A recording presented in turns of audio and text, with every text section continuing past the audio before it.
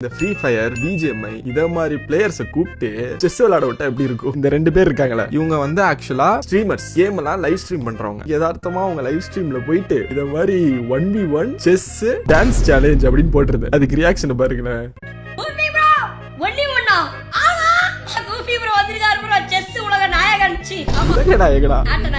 இந்த தொலைக்காட்சியில் முதல் முறையாக கூபி ப்ரோ வென்ற ஓகன் லைவாவே பார்க்க போறீங்க. கூபி ப்ரோ இன்னைக்கு டான்ஸ் ஆட போறாரு. அடிச்சுக்குள்ள வாட போற மாதிரியே இருக்காரு. லைவாவே பார்க்க போறீங்க. கூபி ப்ரோ இன்னைக்கு டான்ஸ் ஆட போறாரு. அடிச்சுக்குள்ள வாட. கேம் ஸ்டார்ட் ஆகுது. ஒரே கேம் தான், தோக்குறவங்க டான்ஸ் ஆடணும். நார்மலா தான் விளையாண்டுட்டு இருந்தோம். ஒரு இடத்துல இருந்து நான் செக்கா போட்டுட்டே இருக்கேன். ஓகேவா, ஒரு 7-8 செக்கா போட்டுட்டே இருக்கேன், போட்டுக்கிட்டே இருக்கேன். வைக்கிற மூவ் எல்லாமே செக்கு. உங்களுக்கு செக்கு எங்க இருந்து வருதுன்னே தெரியல. செக்கா எங்க செக்காஜி? எப்படி செக்கு? எப்படியா செக்கு?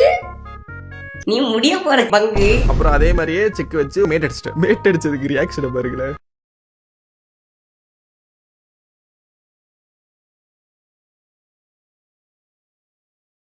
என்னது ஒரு பாட்டு சொன்னார்ல, ஞாபகம் இருக்கா? எனக்கு நல்ல ஞாபகம் இருக்கு. என்ன டான்ஸ் பாருங்க.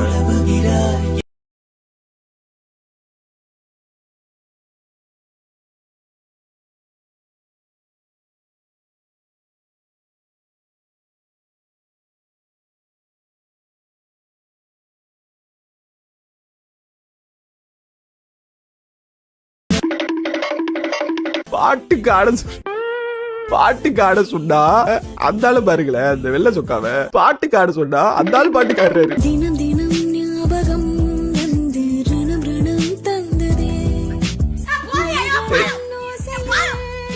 சரி சரி கண்டாயிட்டே.